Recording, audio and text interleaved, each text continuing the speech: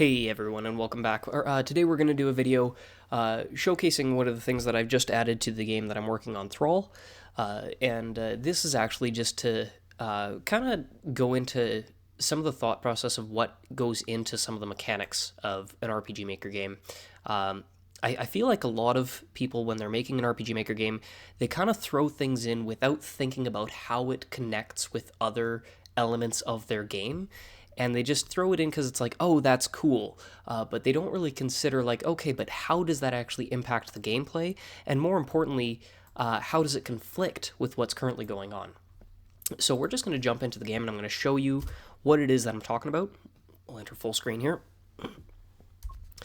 So one of the things that I have been doing with this game is parallax mapping, which allows me to create maps that do not necessarily follow the grid structure. However, that does not mean... here's the thing, the movement is still grid-based. Up, down, left, right, I've got 4 directional movement, and it's still, the 32 by 32 grid collision. Now here's the thing about that. If I was to go up these stairs, on the roof of the keep here, I have angled walls, and I kind of have to zigzag my way around them. And if I go even down here, it's the same kind of thing. If I'm walking down this wall here, I have to zigzag my movement in order to actually traverse this wall. Now, that's not terrible, but it would be a lot better if I had some more omnidirectional movement. So how can we do that? Well, today I figured out a way to do that, but there are some caveats to it that make it a little bit more challenging than you might expect. So let's jump into... I have a couple of scripts already open. I just kind of commented out what I did with them, and I actually just realized there's one thing that I don't think I did. Let me take a look here. I have to find out where because there's one other thing that I did that I just realized I didn't comment out, and I would like to for this. Here we go. I'm just going to comment that out for now, and I'll come back to that. So, how do we implement omnidirectional movement? That's the simple part. You can either go to, I believe it's game character, and find the move by input section. Oh, not game character, game player. There it is. So under game player, this is RPG Maker VX, by the way. The move by input, it has... Basically, it's checking to see what the inputs are in the 4 directions, move down, left, and then it checks to see what the direction is based on its numeric value, and then runs the code for move down, left, right, or up. I am using a script that overwrites this, so I have to go to that one, and I'll show you what I do with that. So it's in this one here. This is the same thing, move by input, and it's got the case direction, but it does have a bit of an extra caveat to it with the override. Now, what you basically need to do for a omnidirectional movement moving in 8 directions is, instead of the input 4 directions, you go input 8, case input.dir 8, and then from there, ignore the game switch thing, that's actually a custom thing. From there, you actually would then input the code that moves you in that direction. So when input 1, that means you're moving, I believe it's lower right. Let me take a look here. I am using a custom script here. So this game switch thing, I'll actually touch on that for a quick second here, but let me just double check it against what I've currently got. Yeah, so 2 is down. That means that when I'm in this one here, 1 is actually technically lower left, 2 is down, 3 is lower right, 4 is left, 6 is right. There is no 5. I just realized that. It doesn't really matter. 7 is upper left, 8 is up, and then 9 is upper right. This game switch thing is actually a code that I have specifically for a mechanic in this game, where there's an enemy that you can encounter called a Wraith, where if you touch that enemy, it will most likely just trigger an encounter, but there's a 1 in 4 chance that it could instead possess you and alter your movement and turn it 90 degrees clockwise. Clockwise? Counterclockwise. Down, right, counterclockwise. And it does that by turning on a switch, and then if that switch is on, instead of, say, moving down, you'll move right. Instead of moving left, you'll move down, etc. So it just rotates everything 90 degrees counterclockwise if that switch is on. That's all that script is for, but really all you need is the right side of this here. And that is how you would implement omnidirectional movement. Now, what happens when you do that, though? I'm just going to comment this out. So this is our new code for determining movement based on your input. But what happens when you do that without anything else? Well, a couple things. First off, it's a little bit rough, and I'll show you a couple of reasons why. So the first thing you'll notice, we now have our omnidirectional movement, but there is a bit of, I don't know if you've noticed it yet. Here, let me actually go full screen. It'll help you see this. So this is our left, right, up, down movement, but our diagonal movement, you can tell, is incredibly fast. And that's because we're covering 2 spaces in the same amount of time it would normally take us to cover 1. So our diagonal movement is going to be a lot faster than our vertical and horizontal movement. How do we adjust that? Well, the first thing we would need to do is figure out how the character actually changes X and Y coordinates on the screen. And for that, we would go to, this is what I commented out at the start of this video, Game Player. And is it Game Player or Game Character? It might be Game Character. It's Game Character, sorry. And where it says Update Move, this is where movement speed is actually determined whether or not you're dashing. So for example, distance is equal to 2, basically based on the movement speed. However, it's doubled if you're dashing. Well, with a brief little line of code here, what we can basically check is if so what we're going to be checking is if we're moving diagonally, and if we are, we're going to adjust our speed. And what that looks like is basically we're checking to see if the X coordinate is less than or greater than the space that we are moving into, and if our Y coordinate is less than or greater than the space that we're moving into. Down here, this is basically the same code, but this is basically checking, if we're, if this wouldn't work if we were just checking the X or just checking the Y. We need to check both, because that means that we are moving diagonally. So if we are moving diagonally, then what we're going to do is we're going to take this distance variable and we're going to times it by 0.7. And what that will do is that will adjust our movement speed to about 70% when we're moving diagonally. It's still faster than if we were to just move left and right, left and up, say, if we were to move up or left. But it's slower than the full movement speed. And like that, you can see that our movement speed is a little bit more consistent. It's a little bit more fluid. It's now here's the thing. You would think, oh, you're moving 2 spaces for the price of 1. Wouldn't you want to cut the speed in half? Well, no, that would actually make you move too slow and would actually eliminate the usefulness of that omnidirectional movement speed. This way, we can traverse more distance faster, but our movement is fairly fluid. It doesn't feel...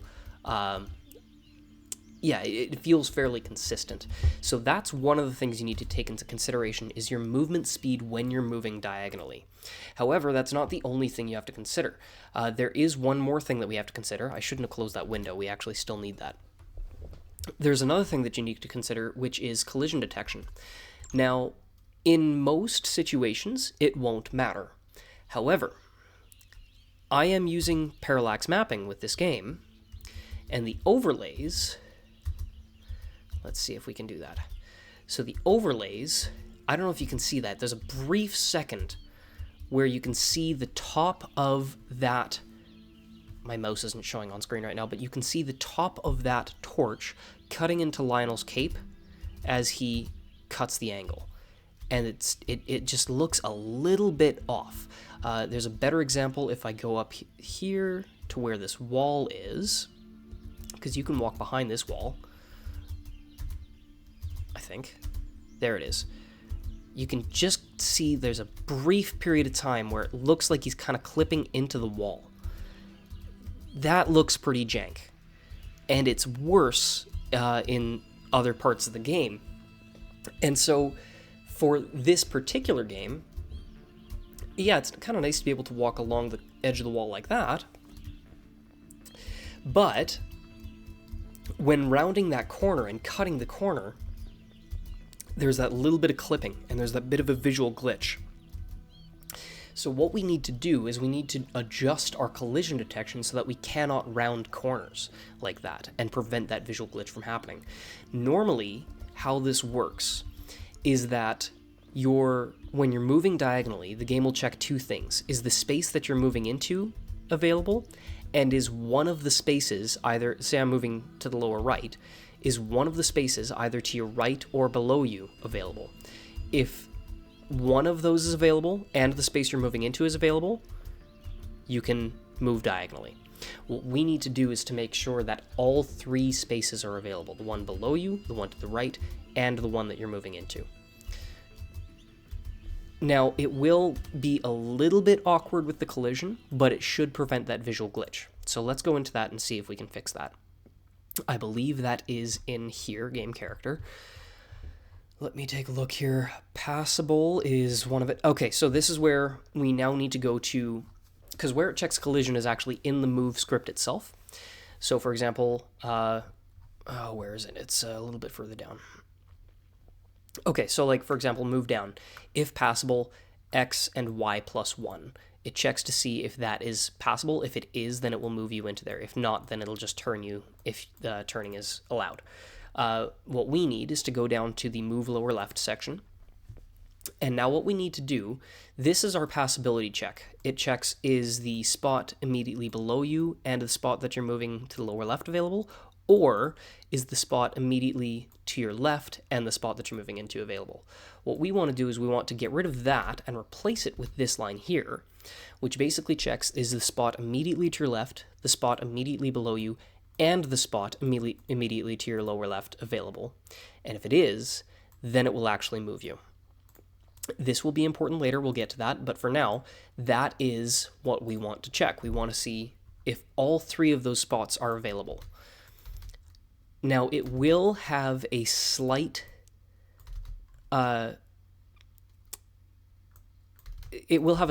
negative effect on our collision detection. But it will ultimately be fixed by the next thing that we're going to do. But I want to just make sure that we do things one step at a time here. So,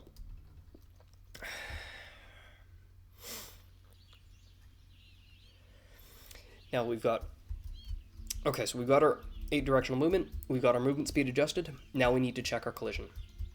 So, easiest way to do that, I will stand at the bottom of this tent here, and I will attempt to move lower right by holding down and then left. And as you can see, I am not moving. I still have the omnidirectional movement, but as soon as I get stuck there, I stop moving. Now, that's one of the issues here, though. See, we want to make sure that we cannot just cut corners, but we also want to make sure that we don't stop dead when we hit a wall.